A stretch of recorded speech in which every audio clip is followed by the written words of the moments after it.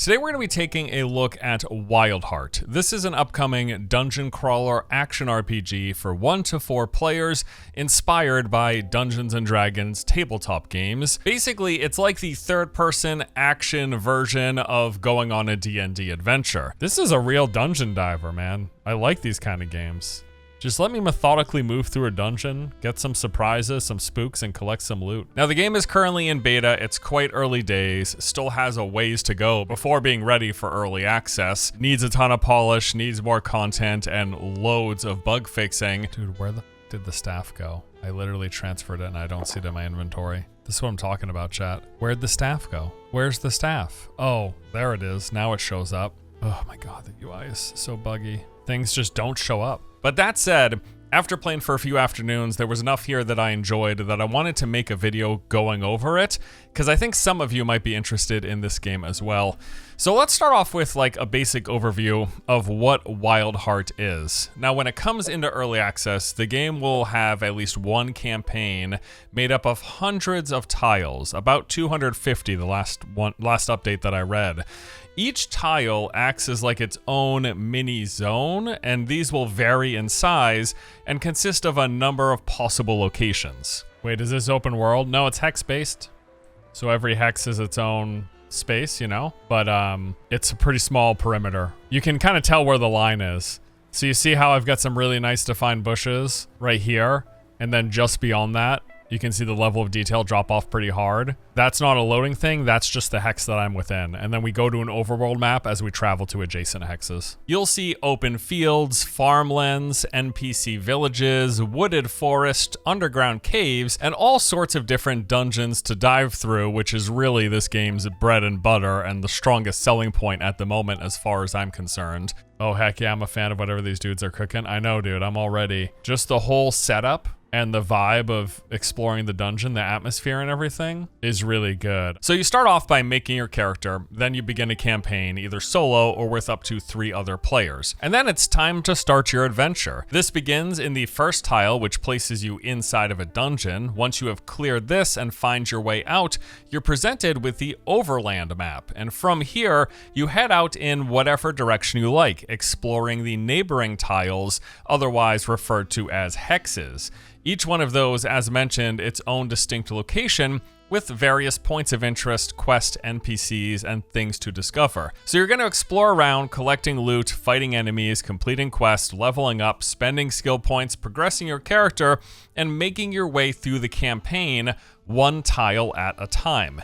Now, let me try to show you what this looks like in action with some examples of the sort of stuff that you're gonna see and do in between. I'm gonna go over all the game systems, mechanics, features, basically everything that I've seen, try to condense it for you. So it all starts with character creation, and being inspired by Dungeons & Dragons, you got quite a few options to choose from here between your character's race, their visual appearance, and then some 20-odd starting vocations to choose from. So I'm gonna make my character. You can choose between Grimhorn, well, you can be this unit, or you can be a dwarf of the mines. You can be a straight up goblin. I like doing the humanoid lady fighter. And then we got history. So this is like your starting setup, and this is kind of crazy. Outlaw, Scullion, Fisher, Merc, Tinkerer, Lapsed Friar, Lapsed Friar, he was a friar, Trapper, Field Hand, Exile Noble, Gong Farmer, that's 10. Drunk, you get a broken bottle to shank somebody.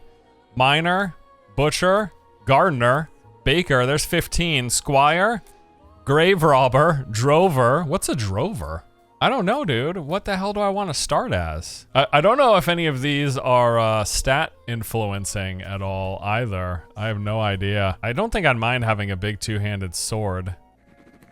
There's even little scribing sounds when you type that in. That's kind of funny. Once you've made your character, you will launch the campaign, again, either solo or with up to 3 other people, and then you find yourself immediately tossed into a dungeon. Oh, they tossed me in the mines and locked the door, dude. Try not to die? Okay. This is cool.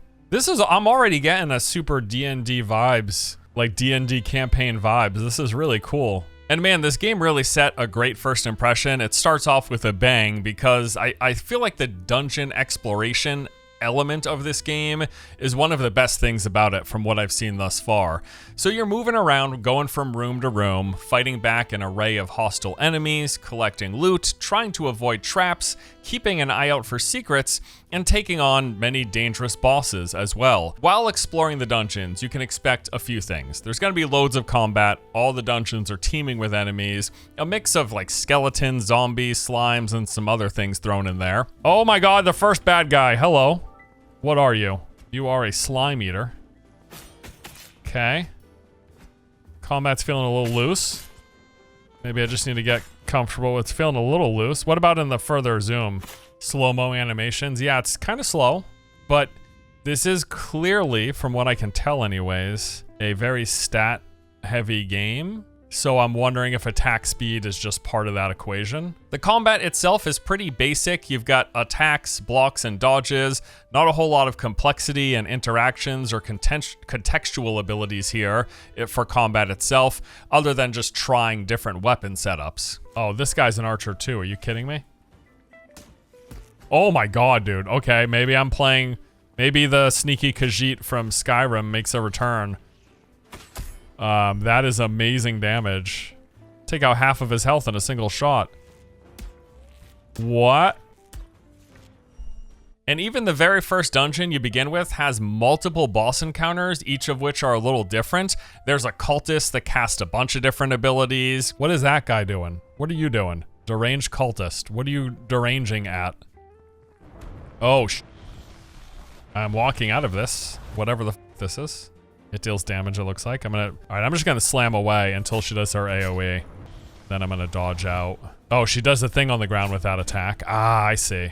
Alright, I'm gonna commit and just take her out here. There we go. This massive orc with a shield that slams and charges. Oh, big boy. That's a big boy over there. Okay. Oh my god, what in the hell? This has gotta be like a boss or something. Alright, I'm a little nervous. Corrupted ogre. Shit. What in the heck? He blocked all my attacks. Okay. We're gonna try to just line of sight him here. Parry. I can actually like sidestep his attacks a little bit. Does my kick do anything against him? That's a good question. Oh, it does! Yeah, okay. Now we're gaming. I literally sidestepped that attack because this guy's an idiot. Kick it. Oh, the ragdoll. Beautiful. And then you've got the big slime boss, which was like the pinnacle boss of the starting dungeon. This thing was kind of a hoot. I wasn't expecting it. Really great. Oh my fucking god. What in the... Excuse me? Massive amoeba. Oh, fucking hell. Close the door. Okay, good. Now we're safe. Okay, slimes can open the doors. I forgot about that. Nope. Okay, where's my axe? No, not that one. Where's the other one? Great, my UI's... There we go. Okay, I got my big flame axe. Come on. Connect. Oh my god, that is some damage. Okay, good. One-shotting the stupid slimes. Perfect. Alright, what in the... am I looking at here? Dude. This is a fucking place. Okay, giant slime boss. He's summoning more. Alright. This is a fucking nightmare. Use poison resist. Excellent call. I do have that skull cap in my bag. I'm gonna grab that as soon as I deal with these idiots. They dodge. Good job. They must be susceptible to fire. This staff that this mace that I have has fire damage. Alright, poison resist is the skull. There it is. We're gonna drink it. Drink the poison resist. It also healed me. Nice. Okay. Alright, bro. Here we go. I think I just completely resisted the damage. I'm gonna just slam away. I'm literally not even... I'm just gonna sit here and do this with my poison resist on. And he's dead. Okay, alright, well, that's amazing. Being a dungeon crawler, there is, of course, a ton of different loot to collect. Loot comes in different rarities for all sorts of different slots. You're gonna find interesting goodies all over the place, if it sounds like it's not loud. Holy shit, I'm already getting blues! Alright, these people know how to make an RPG. Yeah, dude, give me a blues right away. I got more piercing resist and slashing resist. And then I got an emerald. It's ammo that adds poison damage. Ooh. Wait, what the F did I just pick up, brother? Oh, look at this. It's a big chunky mace and it does fire damage too. Yeah, that's pog indeed, dude. And maybe one of my favorite things about the dungeon exploration is all of the environmental stuff you've got going on. So there's tons of different objects and things you can interact with in various ways. Okay, lockpicks to go in here. More, I can kick the door. I can knock on the door. That's funny. Oh, I can just kick the door open. Okay. I like that. Oh, wait a second. Dude, what? You can pick these up and throw them? Okay, that's pretty cool. There's also hidden traps to keep an eye out for. Pressing control makes you more observant and able to spot hidden traps. It's actually... it didn't make me more observant. It didn't make me more observant. Oh, there it is. Damn, so there's a pressure plate in the floor. Secret areas that you can discover via a perception system. Pressing control allows you to use perception to reveal hidden things. Like this. And there was a little chime sound too. All right, let's dig. Dude, this is straight up like a D&D campaign.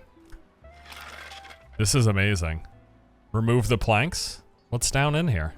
Death? Probably death. And I also came across multiple different sorts of puzzles or things to figure out how to get your way past. What is that? What the hell is that? It's like a corpse temple.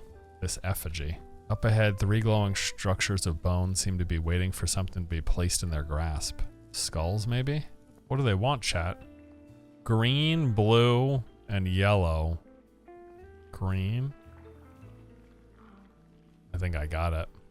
Oh, yellow. Oh, I might have it. Blue. This game's pretty cool, dude. I'm gonna say this game's pretty fucking cool. All right, so once you've cleared the first dungeon, you're gonna pop out into the above ground. Here, you're gonna find a camp where you can do some like crafting, repairs, resting, and more. Sit by the fire. We can cook food, eat. We can pack, or just check our pack. Crafting. Make bandages and ropes. We need a hemp, linen, scraps. Can't make any of that stuff yet. We can repair with my repair tool. Is it one-time use? Or I can just... If I have the tool, I can just repair everything. Holy sh... It's not a consumable? And when you're playing with your friends, you can be like, yo, you piece of sh... Remember when you let me die? There's also a nearby pair of NPCs who inform you that there's a horse right next to you and you can hop on and start exploring. Blinka has a backpack. Yes.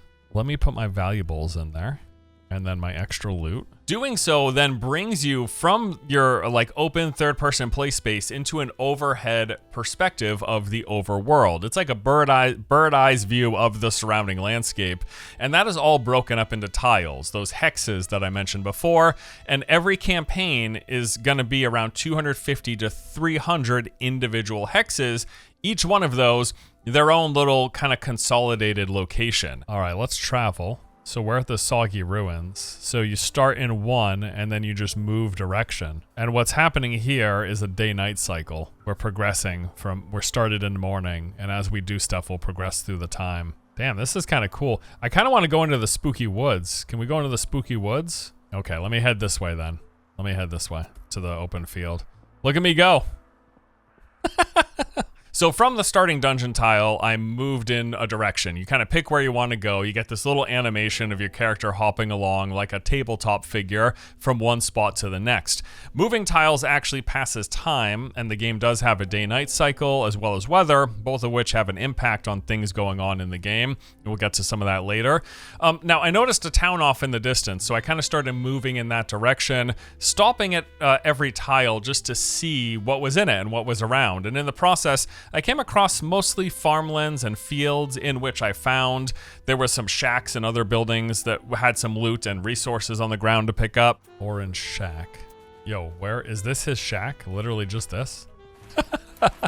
Well, sorry, Oren. I am without, so unfortunately, I will be taking... There were other hex tiles that had NPCs that you can interact with. There would be quest givers, along with vendors that you can trade stuff for. And the game actually has just a full-on bartering system where you and the NPC haggle for a price that you think's fair. Oh, I can sell him stuff for monies and fish. Yes. Let me sell him some of my old gear. So, let me sell you the staff. I want money. He's happy? No, I'm not selling it to you for 1 copper piece. You kidding me? I want all of them. No, I'm taking all your copper pieces. He's not impressed. Okay. Well, what about if I give you this gem? He hides a satisfied smile, that smug piece of crap. He's trying to get one over on me. I'm gonna keep going until he's until he's not hiding a satisfied smile. Give me all your copper. You're not impressed? Well, what if I show you this silver plate? What if I show you another silver plate? What about another silver plate? Okay, fine. What about this emerald? He seems to like the offer. Pleasure doing business with you. Thank you very much. I just sold him all my shit. I don't care about any of those things I gave him. So I kept hopping along, going from one hex tile to the next until I eventually arrived in the first major town. Here, there's a ton of different NPCs and various things to do. So you're gonna see quest givers as well as even notices that are hammered onto buildings with tasks to complete. Oh, this is cool. This is a straight up village. Not every day strangers wander in. I'm traveler looking for shelter. I could use some work. Yeah, I want some quests. That's just a quest I accepted. Okay. Do I have a journal? Bring the chalice to Brother Oswin. Some rumors. Completed. In progress. Captain Thorn claims outlaws have taken up residence in the old road toll house. There are vendors that you can sell and barter with, as we mentioned prior. All right, so I'm going to sell you these items that I don't need. And you got to barter with them. So, see, he hides a satisfied smile. He's still happy. Still happy. Still happy. He's still pretty happy. So I'm gonna keep getting more copper off of him until he's not happy. And you could, but the thing is, I'm just doing this one at a time with the coin, but you could do this and put an item up for trade. So you could say, I want this item. But, oh, you know what? Actually, I do want the hammer. He's not impressed. Okay, so let's take out all of the currency. Now, he's happy with this trade. He'll trade the repair kit for these 3 items. But let me just try getting some copper out of it as well. He's still happy with that trade. So we can get a few copper out of him. All right, so he's good with this, so we're gonna do the trade. So we got the hammer as well as some currency for all that that I didn't even need. And you get NPCs just going about their day, walking around town, doing their jobs, and even enjoying themselves at the local tavern. All right, well, everyone's napping now, so I guess I'll join the party.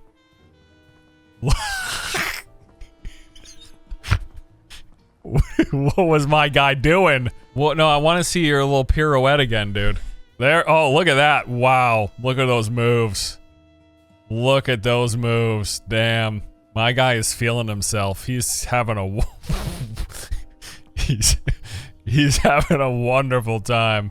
All right, well, you enjoy yourself. I'm not looking to interrupt nothing. Take a seat. Yeah, you earned it. Also, while in the tavern, you yourself can pay for a bed just to sleep the night, but it's a bit pricey. And dude, prices are crazy around here. Sleep till morning. I should pay first. Should I though?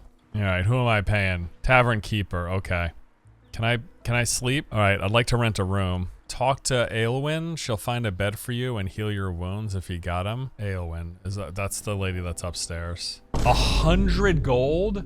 No, dude. 100 gold is crazy. I only have a few hundred in my name. I'm not gonna do 100 gold to sleep. I'm not even tired, dude. Look, my hearts are good. I'm just gonna bathe for 8 hours straight.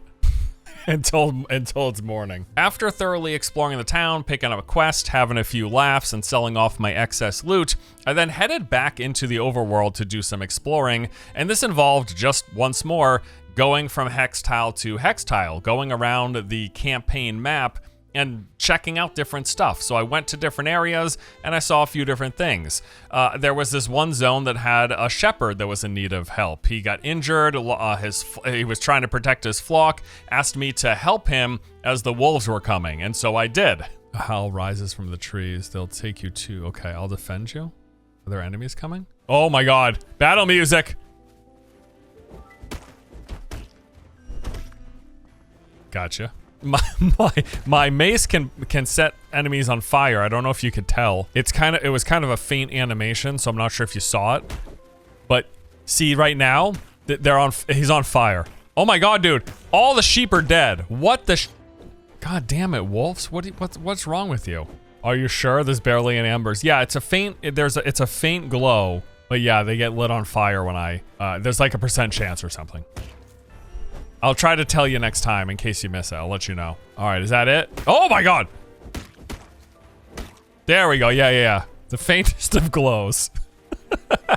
Ask for reward, ask about the cave. Tell me about the cave. Now, once the wolves were clear, there was a nearby cave entrance, and the shepherd actually told me that his favorite sheep was lost inside. I decided to help him. All right, there's a corpse right there. And it's a living. It's not dead. And he shoots something. Okay. My bow is really good. Let's just bow it. I love the ragdoll. Oh, there's a sheep here. Let's get you back to your flock. Sheep stands up, wobbling slightly. Are you moving? You are. Do I guide you back out? I think I do. This thing's adorable too. Little floppy ears. It's cute. Lead the lamb to the exit. Oh yeah, dude, it's right up there in the quest log. Nice. Found your lamb, and then he gave me something from the river. Oh, gold nugget, bro. Nice. After that, I sat back out and I came across this open clearing tile that had a gravestone on top of the hill. Now, I went over to investigate it and I noticed that there was something peculiar going on. There's some obelisk or something. The haunted hill. Did I have a quest for the haunted hill? Earth rests beneath, overgrown with roots and pale flowers. The wind carries soft whispers. The mournful sounds too low to make out. Talk to the widow. Gotta be at night. Right? So then later I came back in the evening and lo and behold, the widow, ghost widow, was there asking for help. This was another combat encounter. So it's nighttime now. Is the ghost here? Look at that. Oh, it's another defend mission. Is that what all of these are? That's what they've been thus far. They've been different variations, but all of these quests where we talk to an NPC on a hex have been defend missions. Moving to another tile, I found a farmer who was in need of help. He was just chilling with his cows. He said there were some goblins coming to attack, so I helped protect him from the goblins. Oh my god, dude, he's sleeping next to the cow. This is another defense mission, like the wolf one we did prior. This time from goblins. Goblins are creepy as hell, as you'll see in a minute. Yo, yo, yo! My mace is so OP, I'm one-shotting any of these little guys. They do some good dodging, though. Ask where they came from. Oh, is there a goblin hut near here? From the river, same as always. They follow the low ground, keep out of sight. And then at another tile, I found this ritual site. I go over and interact with it. It says like, oh, some of the stones have been misplaced. So I pick up the stones, put them in place, and there was another combat encounter. That doesn't look right. It's another one right here. Jesus fucking Christ, that scared the shit out of me. Okay, we did it, I think. Did that scare anybody else? Oh my god, I wasn't expecting that. Restore the shrine. Defend yourself. Oh no. Let's have it. What do we got this time? Zombies, skeletons, wraiths, what is it? Oh my god. Holy crap. Literally came out of nowhere. Oh! Can you guys stop appearing out of the ether? For the love of God? Oh, they're literally invisible. Okay. I thought it was just but they're actually invisible. You see that guy just disappear? Look at him. Holy sh! Leave the cow alone, dude, okay? Okay, good. We did it. Backstabbing ghosts, for real. It's terrifying. So I just continue this process. I'm moving around the tiles, exploring the overworld. Ultimately, though, just wanting to find another dungeon because the experience that the game started you out with, diving through this dungeon, was probably the most fun I had had the entire time I was playing. So I just kept looking for more dungeons. I would agree that the pacing could use some work. That's probably one of my biggest feedback points right now, is that the dungeon diving itself is so much fun, but it's been so long since I've done a dungeon because, yeah, we've kind of moved between hexes that haven't had much going on in them. Now, eventually, I kept hopping. I did discover some more things here and there. There was a mixture of empty tiles. I don't know if this is going to be much of anything. Looks like this area doesn't have anything on it. Really, though? There's nothing? No, like, little secret cave entrance? No, it doesn't look like it. There's a hut off in the distance, but I think that's just the adjacent node. And tiles with just like not a ton going on in between the quest giving ones that we talked about prior. But it was about like 2 hours or so of exploring the tiles until I eventually found the next dungeon, which in my opinion, this took a bit too long. I was stoked when I got there, but man, the spacing in between was a little rough. All right, this has got to be a dungeon, right? It's got to be a dungeon. I just want to find, please, okay. I've played 6 or 7 hours of the game now. There's a lot about it that I really like, but those lot of things have been a bit too few and far between. Every single dungeon that I've gone into, I just keep wanting to do more of it, but there's just a lot of filler hopping between hexes that are pretty empty, if not completely actually empty. So this tile had these old dilapidated ruins. As I approached, I found a door with planks hammered shut. Removing them, inside I found some grave robbers. Oh, hello. Grave robbers. Where are you going? Hello? Treasure inside. Okay. So they told me, hey, there's some riches and dangers underneath this broken ring fort. And of course, naturally, hearing that, I headed inside because yes, I wanted some more dungeons because this stuff is the coolest part of the game. This is the though. This stuff is awesome. It's what I'm here for. What's the general vibe? Feeling positive? I know it's still very early. Considering it's still early, definitely still needs a bunch of work before I'd recommend them doing early access launch because we've had some issues that I think would get the game a lot of negative reviews.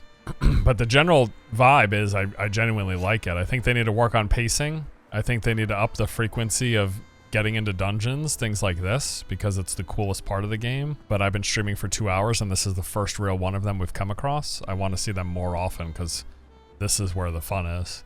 They start you out after you make a character right in a dungeon and it's awesome. And then you can go possibly many hours before you see another one. I think that needs to be more frequent because it's cool as hell. But if they can work on the pacing, fix the bugs and performance issues, or not performance, mostly bugs is the issue. If they can do that, then I think they've got something really cool here. There's also quite a few other systems and mechanics that I experienced throughout the course of all of this that I want to tell you about.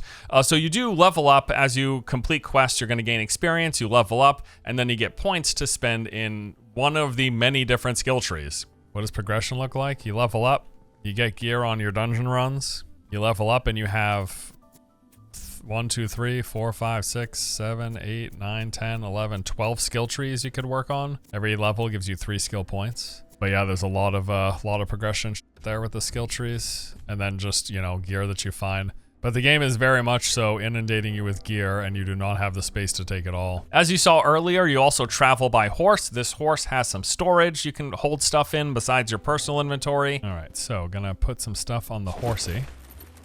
I will give you my staff and my quartz. I will put I'll put the valuables and the petrified things on you. I will give you my monies and my extra loot and that.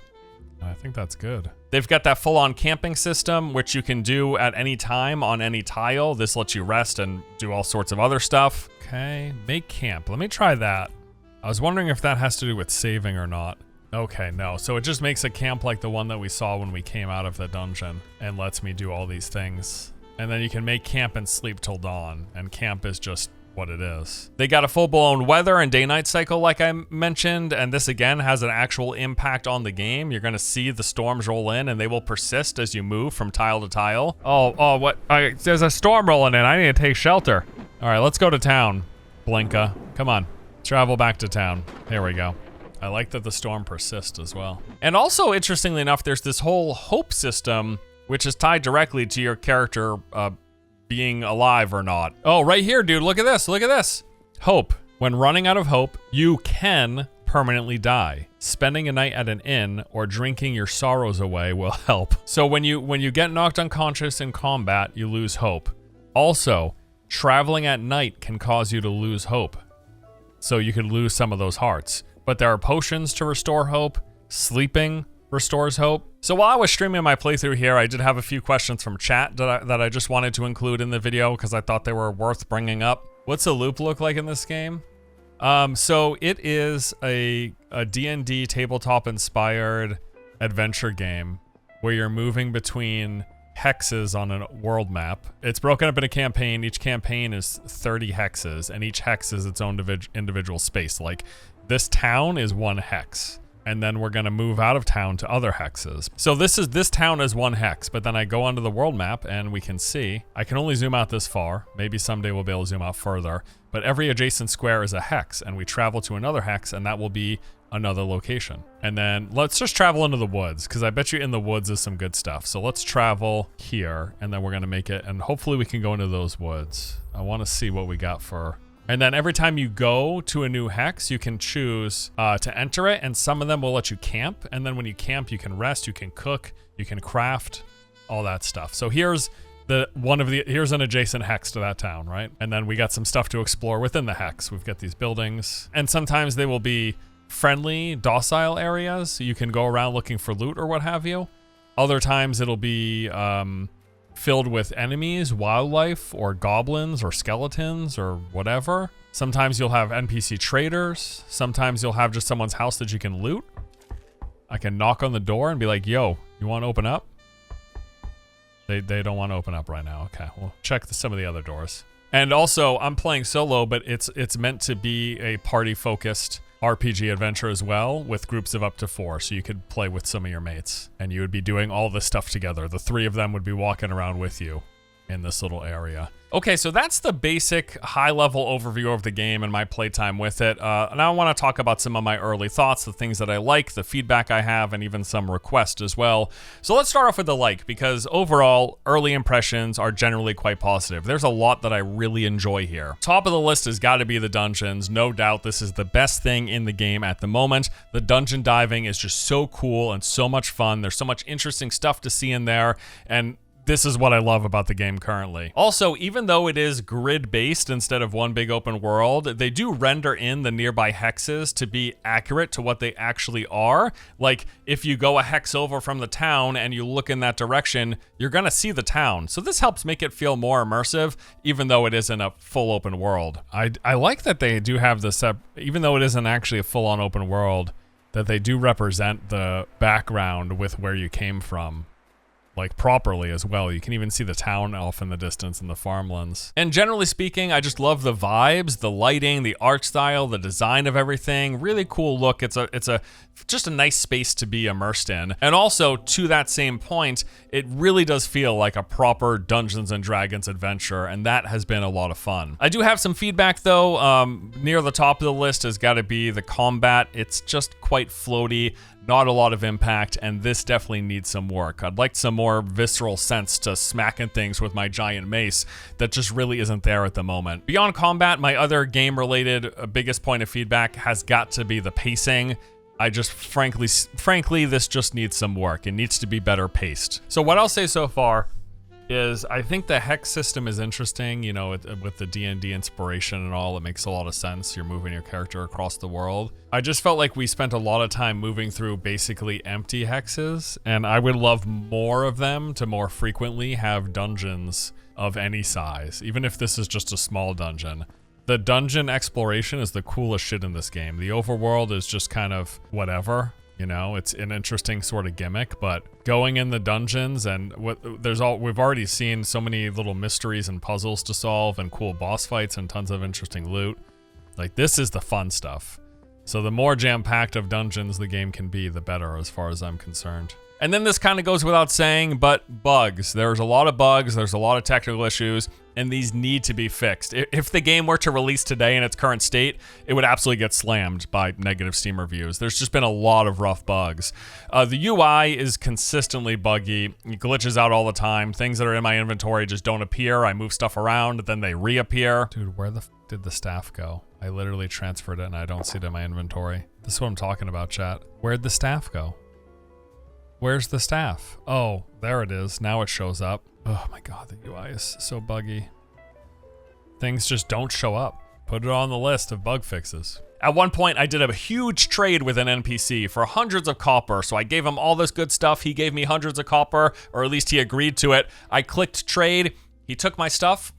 I didn't get the copper. All right, 250 copper for all this shit. Let's do it. Where's my copper? Where's my copper? Excuse me, sir? I've been robbed. Oh no. Where's my money, bro? Hey, give me the money. Jorik? Jork. Give me my fucking money, Jork. And then probably worst of all was that on multiple occasions, I have just had all of my items vanish, just completely vanish. Yeah, there's some UI issues. I wonder if reloading will fix that. Let me try. Might have to come back to the, whoa, where'd my clothes go? That's not good. Well, that really sucks. I lost all of my stuff in relogging. That's not good.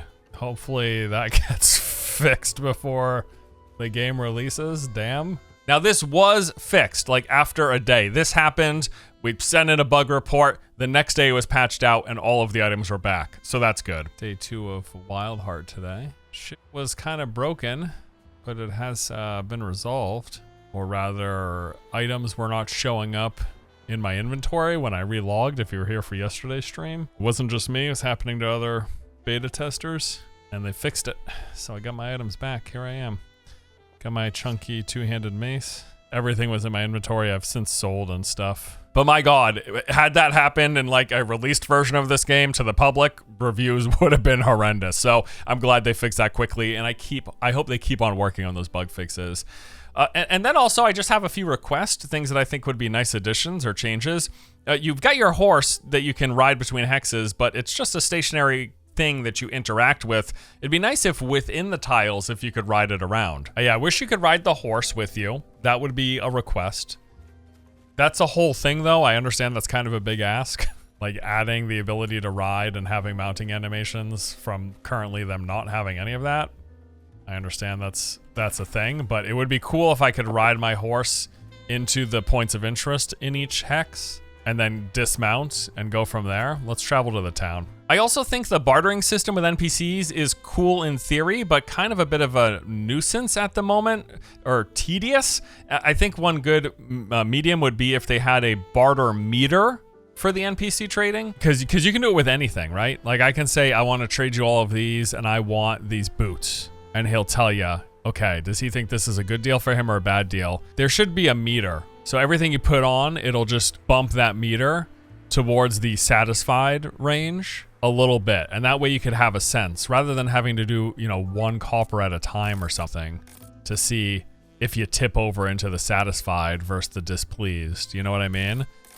This is just, that would be a big point of feedback. I think that would be really good to have some visual representation there. I would love if they had better camera offset than how it's currently implemented as well. So if I scroll the camera back, it centers on the character. I kind of like it kind of action-y off center a little bit, but you have to go really close. I wish there was some more leeway to be off center before transitioning dead to, you know what I'm saying? Like I wish that this transfer was progressive, where it was fully centered when you were max zoomed out.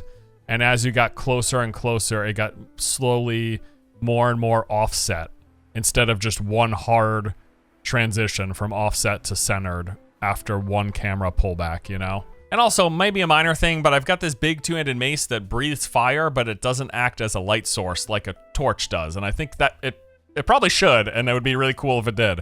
Is the flaming mace not a light source? Not really, no. That would be nice. Good call. That would be nice if they added that. Overall, I gotta say, I think there's a lot of really interesting ideas here. It needs more time to cook, but I do enjoy what I've seen. I like the framework, I like the general premise of the game, and I have so much fun diving through the dungeons. So the game is currently running through beta testing. It's pretty small. Last time I checked on SteamDB, it was like about 100 concurrent players, just a very, very small player base testing the game at the moment. As mentioned, the early access is planned for sometime this year. Exact date is still to be determined, and I'm really hoping for the best. This was a fun, albeit incomplete experience, and I wanted to come out and knock it out of the park, so fingers crossed. Overall, though, man, I really like the bones of this, pun intended here, as with the skeleton scout clambers his way over.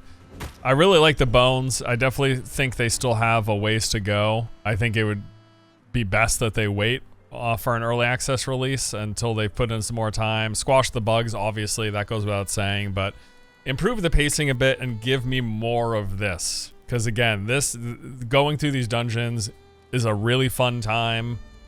coming across these different bosses, having all these different puzzles, lighting torches as you go throughout manually with your torch, like that's that's really neat. But yeah, it took 2 hours in today's stream to get to this. And this is the first substantial dungeon I've seen since the first one in the game that you start with right after making your character. So I think that the frequency of these sort of points of interest need to be much greater than they are compared to walking through the mostly empty hexes. And it's okay, downtime's great, you know? I mean, I'm a huge fan of classic WoW, and that game is a lot of downtime. I just think for this game, more of the best part of it, which is this, would be better. I think they would be best served having a lot more of the dungeon diving time. But overall, playing for the past couple of afternoons, I've genuinely enjoyed it. And I think there's something really cool here if they can polish it up a bit. But that's it for our preview, taking a look at this early build of Wyldheart. Looking forward to it. Hope it turns out well. Let me know what you guys think. Description below. Let me know. You looking forward to this? I know there's plenty of issues, but yeah, overall, I'm quite keen here. It's pretty cool, pretty fun game. All right, that's all for today. Thank you for watching. I'll see you guys next time. Take it easy.